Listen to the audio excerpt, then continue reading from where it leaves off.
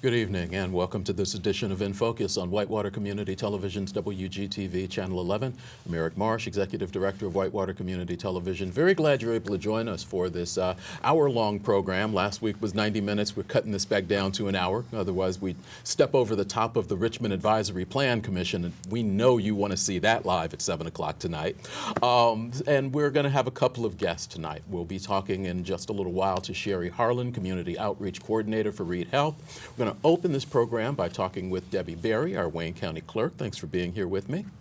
And as we get into talking to the clerk, it must be, oh yeah, one of those, coming up on election time.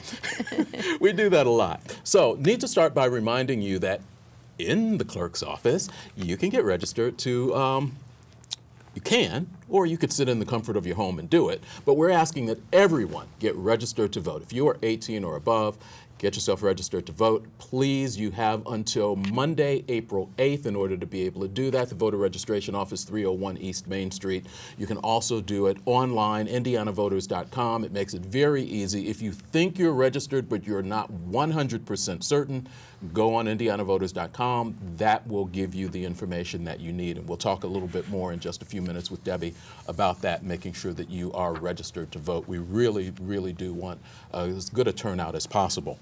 I also want to remind you that if you want to have a chance to speak with your legislators, the first IU East Legislative Forum is going to be taking place tomorrow morning. That's going to happen as it normally does and has for a number of years between 8 and 9. For those that maybe didn't go last year and are used to those being in the Graff Center, they have been moved. This will be in the lobby of Whitewater Hall. From 8 to 9, Representatives Tom Saunders and Brad Barrett and State Senator Jeff Rotz are scheduled to be there. Replays of this program will be available on WGTV tomorrow night at 9, also Saturday at 10. We'll also make it available on WGTV online to give you a chance to we'll find out what your legislators are working on. This, of course, being a budget session, one that everybody is really, really looking forward to. Debbie, how are you? I'm good, Eric. Thank you for having me tonight. Listen, I appreciate you coming in. We talk 3 out of 4 years, you and I are in contact, or I'm in contact with Tara or somebody in your office getting information about candidates, finding out. It's always good to have you in, though, to talk about the process, what happens in your office, because the clerk's office touches a lot of people, a lot of things going on in that office. So let's do that. Let's start even before we get into the election. Okay. Tell us a little bit about some of the work that actually does happen in the clerk's office. Well, as you know, the clerk administers most of the court records. We're, responsible for keeping all the court records here in Wayne County. We have the Circuit Court, Superior 1, Superior 2, Superior 3. There's also the magistrate who does a lot of the small claims work, all of the small claims work through Superior 3. We have the Title 4D court where, the Child Support Division downstairs, they pursue collecting child support payments for the custodial parent of the child, whether it be a mom, a dad, or a grandma, or an aunt. Whoever that custodial, they will pursue collecting those payments so that the money goes to the kids. So after that order comes through, then of course, my office collects and disperses child support payments. Okay. As far as all the court proceedings go, we are not normally only in the small claims courtroom. We are not normally in the courtroom. It is after the orders come from the bench and things that are filed in order for the judge to see. All of that, the before and the after, takes place in the clerk's office. We do collect the filing fees. For every different type of case, there are different filing fees. If it be for guardianships and estates, or for juvenile cases, or small claims cases, or divorces, just depending on what case type it is, then there is and can be a different amount to file that case. People are permitted to file for a waiver, but it has to be decided by the judge if they do qualify for a waiver of filing fees. small claims, you can file a small claims case as long as the case is under $6,000. It can go through the small claims courts. And they file that in your office again? Yes. Okay. I actually have 3 offices. You know, we have the main office, which, by the way, just last year we beautifully renovated. Yeah, but And- they won't let us come in with a camera to actually take any pictures and show people. I'm so sorry. I'm so sorry. You just have to come in and transact some business, and then you can be able to see it. Well, so far what you've said about what you do, I don't want any parts of. Well, I do have, the main office. I also have the small claims office and voters registration. We have a huge room in all of the basement. We call it miles of files that are full of files that have went through Wayne County. And with that being said, the clerk is also responsible for the preservation of those records. So we routinely go through those files and take the documents to the state library to have them microfilmed. And then we leave a copy of the microfilm with the state library so that it's always there if there would happen to be some type of a catastrophe here again, like we once experienced, then those records would be preserved there if something was to happen to our courthouse. We go by a schedule through the state as far as the retention schedule of what we have to keep and what is permanent records. So there are things destroyed after a period of time. Yes, they Okay. are. Now that we are scanning all of our documents, that is considered an acceptable permanent record. So anything that has been scanned in over since 2009, we do not have to microfilm those because that is a permanent record. We collect and disperse this year was nearly $8 million. In your office? In our office, and that includes child support. And our trust fund, whatever filing fees are paid, then of course it's dispersed to different things on the state level and with our local county. So, and the child support is just a money in, money out. We don't have a slush fund or anything like that. It's just a trust fund. We take the money in. It's entrusted to us until we get a court order how it's to be dispersed from the court. Lots of traffic in the clerk's office. Sure. It's a very it's a very serious position in the courts. Without us in the clerk's office doing a lot of the work that we do, there wouldn't be a fair and balanced court system because a lot of that work does come through our office first. We probably have had a huge increase over the last 3 years on the criminal side because of the opioid and heroin issues and that sort of cases that are filed. An ongoing, people can file their own cases on our website. We have updated our website, and it's new with all of the forms that you can fill out. It tells you how many copies of every form you need to submit. So on March the 1st, we will be going e-filing, which is a new endeavor. So we're working. E-filing for a lot of the various forms that you're talking about? Yes. Really? We'll be paperless. We'll be going e-filing. Won't have the folders and things, that people, when you come in to file a case, you will actually file it electronically. We'll start with the attorneys, local attorneys, and, of course, subsequent filings of cases that are already been filed. But March 1st is our big kickoff for that. So we also this year changed to a different court management program. It's a statewide program that we are now using. And so everyone can access the records unless you need a certified copy of your record. You can print it off free, but if it needs to be certified, then you have to come to our office. And you can look at your case as long as it's a public record, not, the juvenile records and things like that, of course, are not for public view. But if you have a case, whether it be criminal or civil, those are the two main case types, or small claims, you can go to mycase.in.gov,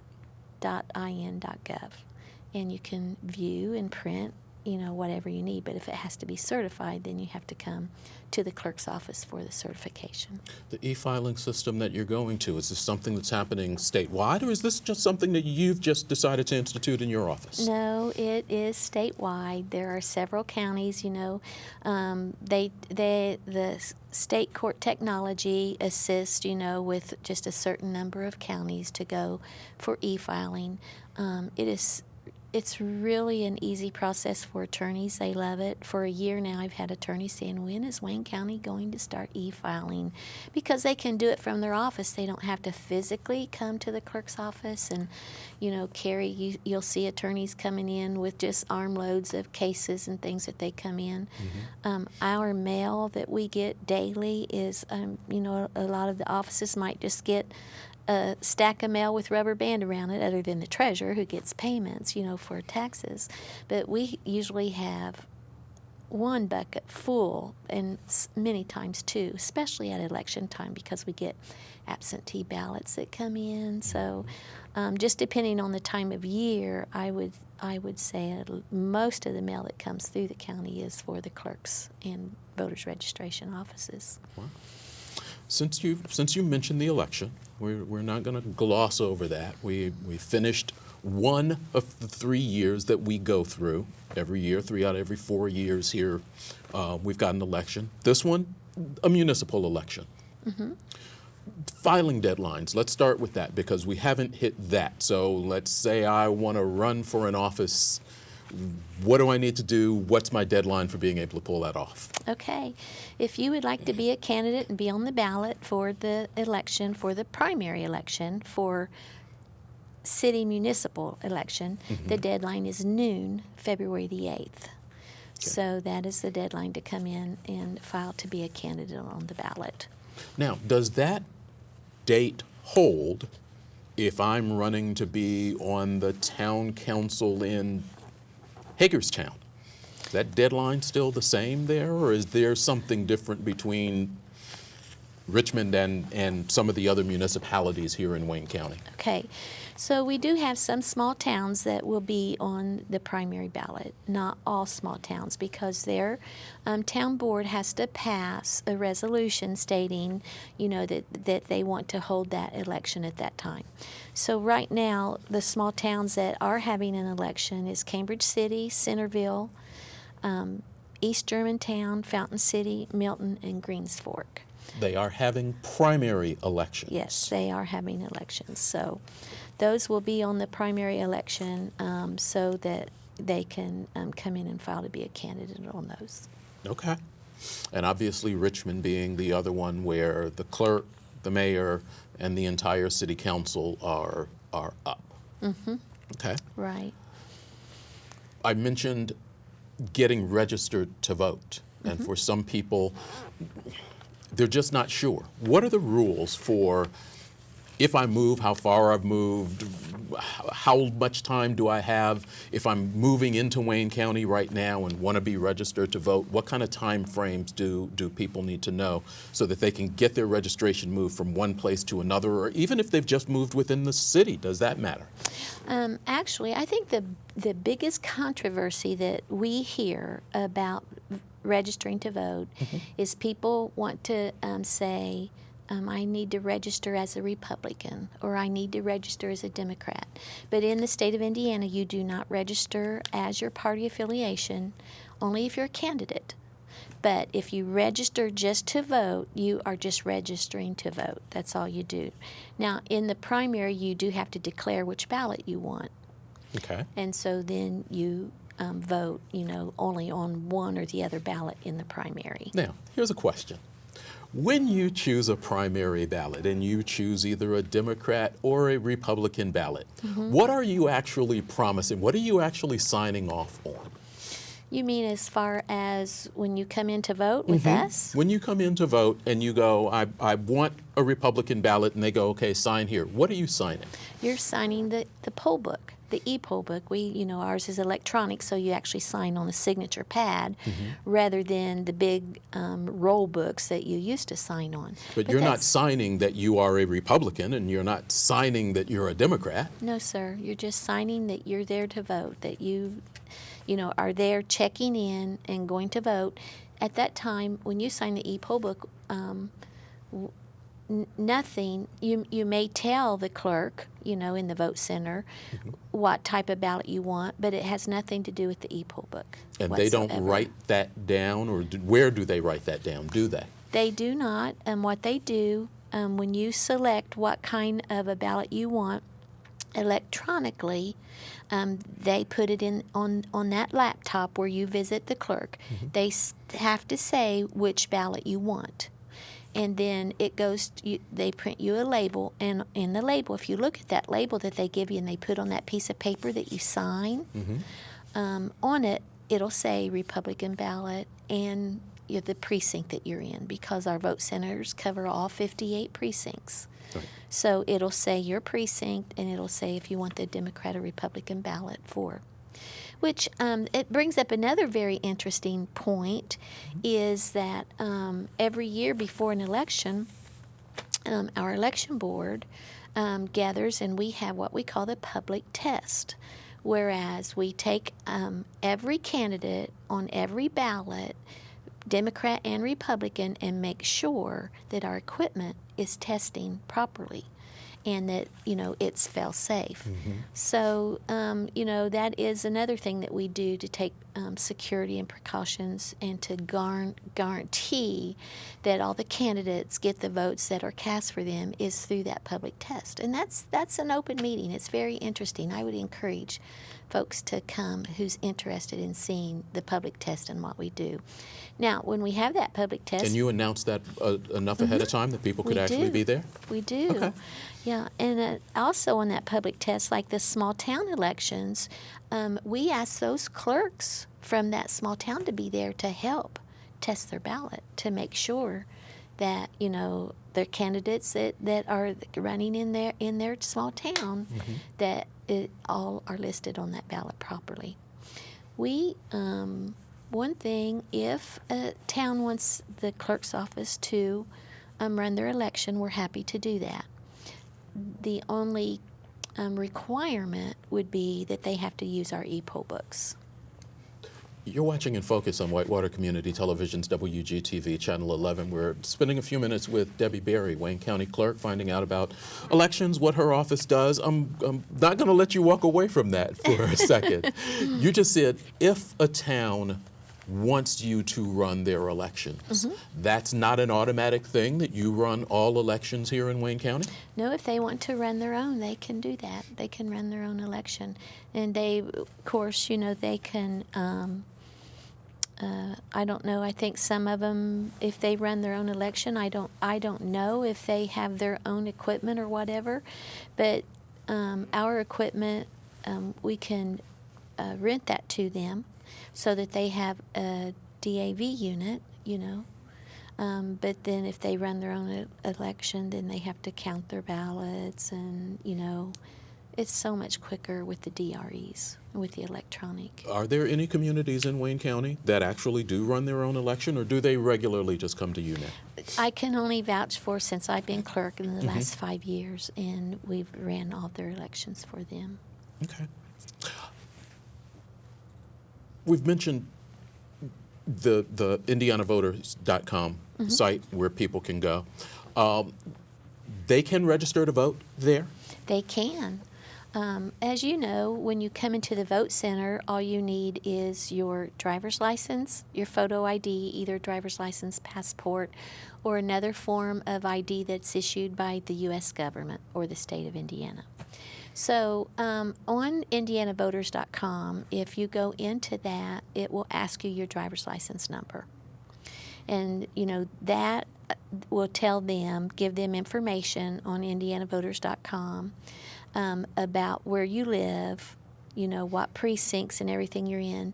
And then when you're in on that site, and there's even a telephone app that you can get to go to IndianaVoters.com and check and register to vote. You can, if you know someone that you work with and you ask them, are you registered to vote? Or they're saying, hey, I got to get up to the clerk's office to register to vote, the deadline's. You can let them use your phone and register right there on your phone and get it. all settled in. Also on indianavoters.com, you can see the candidates, who is on your ballot, because like I said, on your driver's license, they know what precinct you're in. Okay. You can see the candidates on your ballot. You can also see where you can go to vote. Now in Wayne County, since we're a vote center county, it'll name all 8 of our vote centers where you can vote. But in counties that haven't converted to vote centers, it will tell every single precinct where you can go to vote. Indiana, Wayne County was one of originally, I think, three counties that were trial counties for vote centers. Pilot counties. That was a number of years ago now. How has that process worked? Obviously, we continue to use it. Have any other counties decided to join in? Is it something that you think eventually will go away? And who controls that? Is that something the state says, okay, you've done this long enough, we don't think it's saving you money, go back to the way it was? Who controls, who makes that decision? Well, initially, when we were a pilot county with Tippecanoe and Cass County, that was in 2007. And they were the first 3 counties, to be vote centers, and it was very successful. Today, the last count I had that came through on our email from the Clerks Association are 42 counties right now. So we're about at half. So that number does continue to grow. It does. Now, I will say the first year that I was clerk was 2014, and the state began having a lot more hoops for vote center counties, to jump through. We had to have our equipment certified. We had to meet certain specs, for our e-poll books, and only certain vendors, were certified to do, the e-poll books in Indiana and the election equipment in Indiana, because election legislation, the code is different from state to state. Indiana, for an example, Indiana has a law that other states, our vendor for our equipment is out of Kentucky, and Indiana is the only one that they service that has a law where if you cast a ballot before Election Day, an absentee vote, then if you pass away before Election Day, that vote has to be pulled. It does not count. So that is something just from state to state. Indiana has that law. A lot of states do not. So these companies, that sell election equipment in Indiana have to be certified through the Secretary of State's office, the Indiana Election Division. There are lots of tests and things, and now 2 years ago, Ball State group started called VSTOP, which is, a voter service technology. So they test equipment for these vendors to make sure that, they can be certified and that they pass what the Indiana code requires for our voting. You're watching In Focus on Whitewater Community Television's WGTV Channel 11. We've got a few more minutes with Wayne County Clerk Debbie Berry. I'm not going to ask you a question. I'm going to ask you, first of all, what you want people to know. There are a lot of things in your office, and you ran through. I may not be asking the question that you actually want to let people know. There are a lot of things in your office. Give me a couple of things that you really believe that people should know. Maybe they don't, but that you and your office want to pass on to the community. Well, I think most importantly, we want the community to know that we're there to serve them. We serve the courts, and we're kind of what makes the wheel turn inside the courthouse. And we work very closely with probation, with the prosecutor's office, with the Department of Children's Services, and all of our judges. But I think the most important thing we want people to know, when they're facing an issue that they need help with we're not attorneys. You know, the clerk's office, none of us are attorneys. Even though we work with a lot of legal documents, we cannot give legal advice. And sometimes when people come in, I just want them to know that we'll listen, you know, and that we'll listen and hear what you have to say and try to guide you or refer you to someone who can help you. But a lot of people don't understand that we're not attorneys and that those decisions are made in the courts. It's not made, you know, in the clerk's office. The other really big thing that we offer in our office is research. You know, with that records room, we have marriage license, genealogy records, wills and estates back to the 1800s. It's an amazing trip just to come to the courthouse and see, you know, the number of records that we have and what all actually is there and accessible for genealogy purposes. So if somebody's doing research on their family, they know they have a long history here in Wayne County, they can actually get some assistance from your office? They sure can. We, you know, unfortunately, we're not staff that we can spend hours and hours and hours. Mm-hmm. But the Genealogy Society here locally, they do come in and research for people. If it's not a lot, if they know a case or cause number that they need a copy of, we're happy to pull that and get that. But as far as just going through the records and researching, we can't do the research aspect. Many times, and I will tell you that now, since the Real ID Act, when I worked in Mike Pence's office, the Real ID Act passed in 2011. And since that has now passed, in 2020, you have to have the star on the back of your driver's license in order to fly, right, even within the United States. That's a huge amount of traffic coming in my office every day because women, now it's not a problem for men, but women usually change their name, so they have to have a paper trail of when, from their birth record to whatever their name is now, they have to have a paper trail in order, you know, to get... When they go to the DMV. Yeah, they do. So that's a lot of research. So when people come into my office and say, well, I was married in 1964, then we have to go to the basement to look that up because it is not stored electronically or on microfilm. I will say this year we have entered into an agreement with the Church of Latter-day Saints, who does a lot of genealogy work, to come in and scan all of our old marriage books and our marriage records and our probate records, you know, for genealogy. And they do that voluntarily.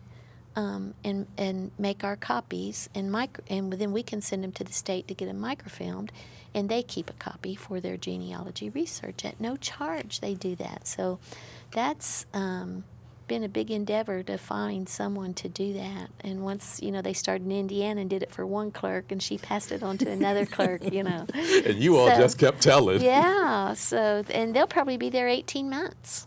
So I mean, because we have a lot of records, but. Yeah, there's a lot in the clerk's office. I sit on, as I said, the election board. I sit on the Indiana Supreme Court Records Management Committee. I also am on the audit committee for the Clerks Association, and I sit on the legislative committee for the Clerks Association. So there's a lot of hats. We also have the local records commission here, mm-hmm, that, you know, I'm the secretary of that. We meet once a year with that. So we just follow the state statute and try to implement best policy and procedures for our office to serve our community and to do it well. We are going to have you back sooner rather than later. Okay. Because I know people are probably yelling at their TV, ask her about the security of the vote. And I know that the security of the vote here in Wayne County is good. Our voter is not online, which is one of the things, but we're going to have you back. We are going to talk about that because I know that that's something that people have an interest in. And we'll talk to the commissioners and see if we can get a special dispensation to come see your new and improved office. Okay, that'd be great. We'd love to have you. Debbie Berry, Wayne County Clerk, thanks for taking some time this evening and talking with us. Thank you for having me. We're going to take a break, come back, speak with Sharrie Harlin about Pathways to Work and a program that she's got coming up next week, and her hosting a TV show, Reid Beside You, and all kinds of other things as we continue with In Focus on Whitewater Community Television's WGTV Channel 11.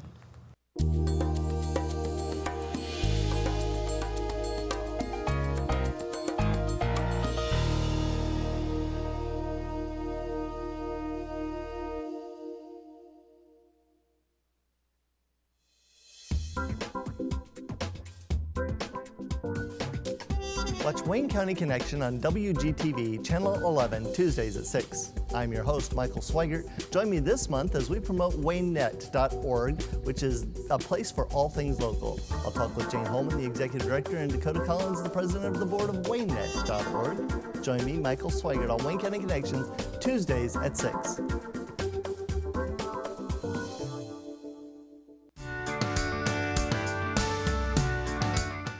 I'm Melissa Vance with the Wayne County Area Chamber of Commerce, and I'd like to invite you to join me on the next Chamber Chat. I'll be talking with Adam Melton, owner of the Cordial Clerk, and Tracy Robinson from the Awards, Celebrations, and Events Committee at the Coleman Center again with a theme, A Million Dreams. And we look forward to seeing you on Tuesday evenings, WETV Channel 20. Hi, I'm Sharrie Harlin, program host for Reid Beside You. Join us for our next episode, and our guest will be Paul Moore and Mary Beth Torcell from the American Cancer Society. Very rarely do we say, sorry, we have absolutely no way to help you. If we can't help them, we try to hook them up with somebody that can. Join us Thursday, 8 o'clock, Channel 20, WETV.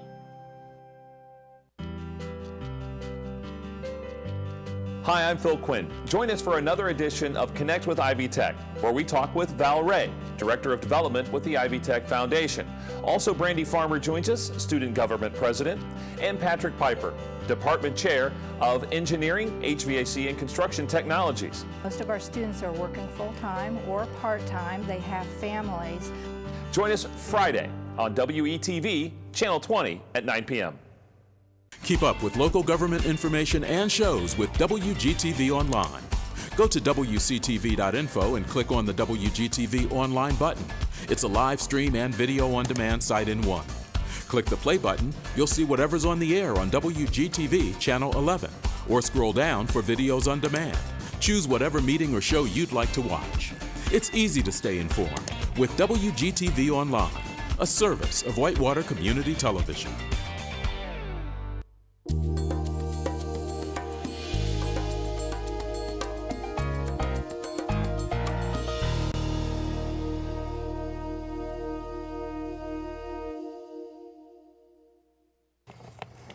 Welcome back to In Focus on Whitewater Community Television's WGTV Channel 11. Thank you very much for staying with us on this Thursday evening. We've changed the guests in the chair. Hello. You're used to being in this chair. Right. Talking with Sharrie Harlin, Community Outreach Coordinator. Is that the official? That's the official Okay. title. Community Outreach Coordinator for Reid Health. Thanks for being in with me this Thanks for evening. having me. Let's start with a definition. Okay. HIP 2.0. The Healthy We hear it a Indiana lot. Plan. The Healthy Indiana Plan. What is it exactly? The Healthy Indiana Plan is Indiana's extension of, that's what the title is for the expansion of Medicaid. When the Affordable Care Act came into being, the Correct. state wanted to do their own kind of thing. Yes. And this is what they came up And with. the Healthy Indiana Plan is the expansion of Medicaid in the state of Indiana. Okay. When we start talking about this area, and let's just talk about Wayne County as an example, do you have a ballpark number as to how many people here are enrolled in that program? Is there any way to know numbers like that? Yes, just in Wayne County, approximately 5,500 5,500 people. people, correct. Okay. So the program that we are about to talk about is going to affect or has the potential to affect a number of people. Correct. Okay. We've talked about HIP. We've talked about how many people. Now, as of January 1, Correct. those people that are on that plan, many of them, kind of have another, for lack of a better term, hoop to jump through Yes. to keep their plan. Kind of go through some of this. No, actually, what happens is it's effective January 1st. Okay. But the state has given a ramp-up time because people will need to learn what they need to do. People need to get their letters that they should receive from the FSSA, and it will tell them if they are exempt or not. And if they are not exempt, then they will need to work, attend school, or volunteer. This is a program that the state legislature put in place Correct. a year ago? Well, actually, HIP has been in place for a couple of years. Right. But this, the Gateway to Work was an expansion of that plan. And there are other states in the country that have Medicaid work requirements. Okay. So Indiana is actually the second state. There's Arkansas as well as Kentucky.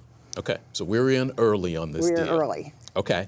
the early adopter. Tell us what people need to know. So what they need to know once they receive their letters, and it will tell them if they're exempt. And actually, there are some exemptions. I'd like to go over some of our Go for it. exemptions. If they're a caregiver of a dependent child under 7 years old, if they are caregivers of a disabled dependent, if they're homeless, or if they're ill, they're medically frail, pregnant. Those are some of the exemptions available. And the state already knows most of this information. And you have, when you apply for HIP, you have put that information in. Okay. So what we're going to do at Reid Health, we had a lot of people asking questions, so we're going to put together a panel on January 29th, next Tuesday. And people can learn about, we're going to have representatives from Ivy Tech, from the, what I'd like to say, the school part, the Wayne County Chamber of Commerce, will represent businesses as well as a lot of nonprofits, because the nonprofits can get people to volunteer. So that's an opportunity for the nonprofits to have an opportunity to bring in some new people that could help their organizations. Okay. We also will have information from Work One, Claim Aid, as well as the our director of HR from Reid Health will actually be on the panel as well. And the first part, we will have the state representatives from FSSA will be in attendance just to go over what the entire program is, what they can expect. We will also have computers, so people, the participants can learn how to log that information in to the portal. So what they will start to do is monthly or quarterly submit their information if they worked or if they were in school. And a lot of people that it's not going to be an additional requirement, they already are working. They just have to log that information in. Okay. And it's very important to us at Reid because we want to make sure we've worked really hard. I've been on this show several times making sure that people are enrolled in insurance. Right. And actually they get on extra, there's so many other advantages. The Healthy Indiana plan includes not only medical insurance, but vision and dental, which is very important. So we want people to understand all the different options and different places they'll be able to register and put information into the portal. There is you say there's a ramp-up period, so we're in kind of that 6 month where whether you're exempt or not, this is your learning This is the learning opportunity. curve. So what's going to happen is between July and September, it's going to be 20 hours per month. So basically it's averaging like 5 hours a week. Then from October 1st through December 31st, it'll ramp up to 40 hours a week. So so basically we're trying to get people learning or giving them an opportunity to not just to if you don't, if you're not compliant, you don't have insurance. We're giving people a ramp-up time, and that's our goal is to make sure no one loses their health coverage. I assume there can be a combination of things. They can volunteer for that 5 hours that you're talking. Yes. They can volunteer 3 and go to school 2 or something right. along those lines. Just as long as you're getting those hours in. Another thing is, there in certain case-by cases that you will be able to work with the state. We've had, I know one example that was mentioned, maybe there's a person that picks up all of the children at the bus stop. The neighborhood lady that stands at the bus stop, waits for people, and she helps in her apartment complex. That's considered volunteer. So if those parents submit that information, then that's a possibility that would qualify. So we're trying to being very lenient and basically just putting people in a little extra effort.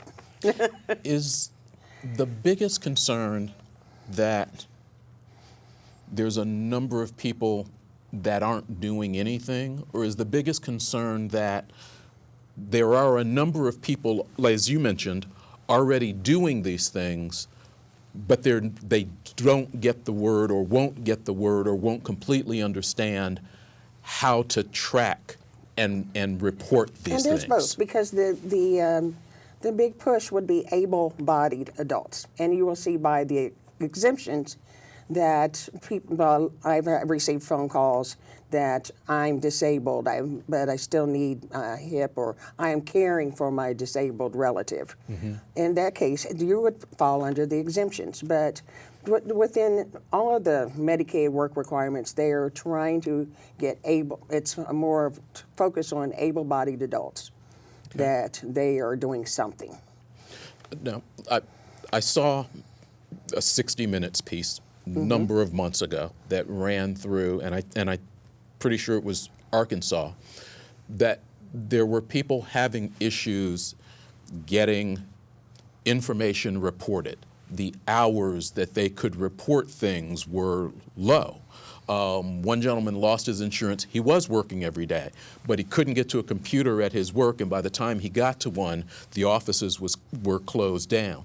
Since Indiana is early into this, have they looked at what some of the other states have done? Somewhat, definitely. To try to fix some they will be able. issues? You'll be able to log in on your phone.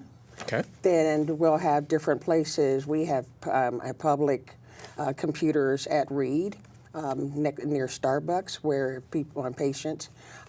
Morrison Reeves Library has agreed that they would assist people. The township trustee, who already we work with for HIP payments, they will be available to help. But since so many people have, especially smartphones, that and it'll be the portal will be open 24 hours. So. Okay. We're trying to look at, the state has looked at all of the different options to make sure that people can have we don't want anyone to lose access to health care. Right. What's the time frame that people have, and when you say there's an exemption that people will get, and just in doing some of the reading of information you sent me, it almost seems like they go back and they look at this periodically. So maybe you're exempt now, but something happens and you're not exempt. You're caring for a dependent child that's currently under 7. Next year they turn 8. That exemption goes away. And that's been another thing. We had a lot of people that possibly I'll give you an example, a school bus driver. They might not work, they don't work every month. So we're looking at, they are averaging 4 months out of 6. So often we would have people, they would start to work and boom, they got kicked off a HIP because they had made either too much money or whatever. So that's another thing that we've looked into. And so the state has really reviewed that. Okay. And obviously with what you do, you're going to keep up on it and you're going to keep updating people with what's going on. Correct. Okay.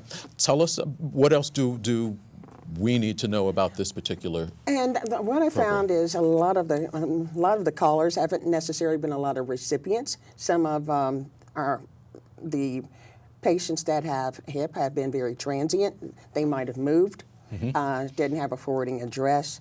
So we've been getting a lot of calls from parents who have a child that's on HIP, and they're getting that information to them. Or we've tried to make sure that if someone went to the urgent care or the ED or just to a doctor's appointment and they have HIP, are you aware? And we're trying to make sure people are aware that their status might have changed, and if not, to check with FSSA to see what their status is. Has the state said how often they will review these things for people to check the exemption or to change their exemption? Is that annually? One of the biggest things is to make sure that if you have an exemption or you know you're close to that, stay in touch, as well as not necessarily often with the state. Or a lot of people work very closely with their navigators, their healthcare navigators. At Reid, we have Claim Aid, but as well as through the county, there's other insurance navigators, and they're licensed through the state. So, making sure that you stay in touch with those people. You might have had a change, you can just do an update, or I moved. Make sure that I'm getting the correct information to me. Best way for people to get information is your event again on Tuesday evening. Why don't you hit the highlights of that again? So when, that where? we're going to start off with our welcome. We have people to come in, and FSSA is going to start off to give an example of what's going on across the state as well as what's needed. And then we will also have various employers plan to be there or have their information. So in case you do need a job, then there's going to be information for that, as well as places that they can volunteer. And also Reid Health, they will have our volunteer services. They've got a big people volunteer. there. Yes, they're a crucial part of operating the hospital. We couldn't make it without our volunteers. Okay. Gateway to Work, that's happening Tuesday evening, 5 to 7. And we'll have snacks. Snack? Oh, well, maybe I'll go. You, as part of what you do, and you've been doing it probably, I think, longer than you've been at Reid, I believe, is a program called Medical Mondays. Yes. Talk a little bit about that. What made you even begin that particular program? In my previous position with Minority Health, the state would always require you to have various educational programs. And those educational programs would require at least 7 people. And it started off that we have to have a health topic. So I would almost beg my friends to come. And then we received our first grant was from the Wayne County Foundation.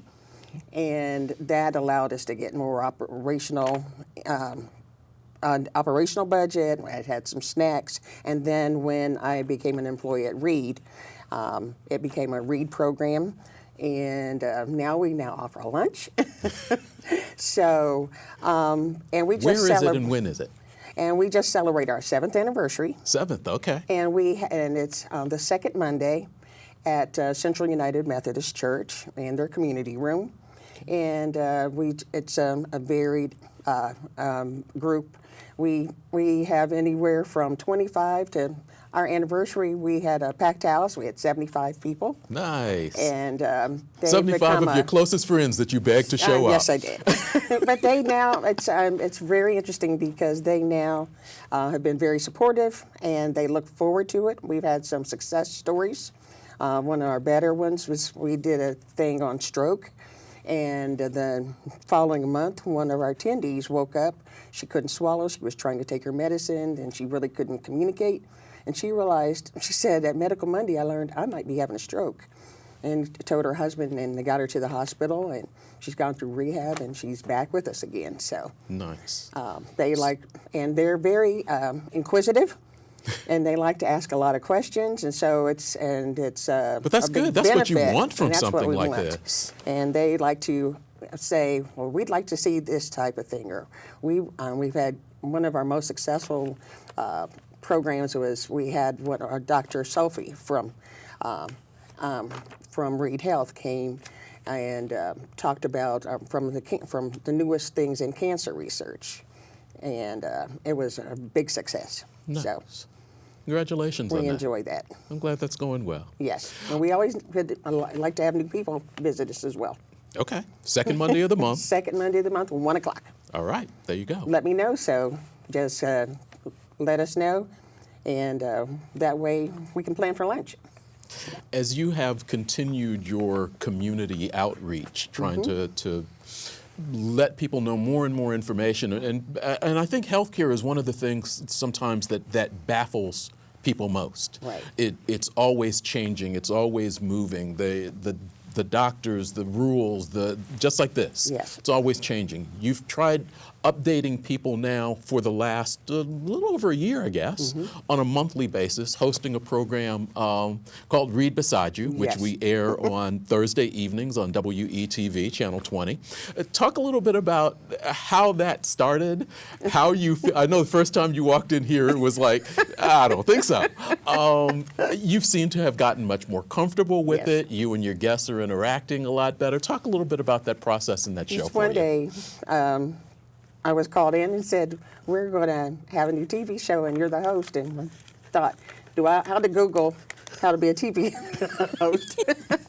But it's been very informative. It's been a great learning process for me, and working with Lauren Williams, who's the producer, as well as we work with marketing. It's been an opportunity to introduce new physicians to the community, as well as any new topics or different medical groups.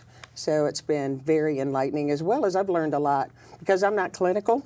I'm more of the talking, marketing type person, as well as in talking about insurance. So it's given me an opportunity to learn about other parts of the hospital. Okay.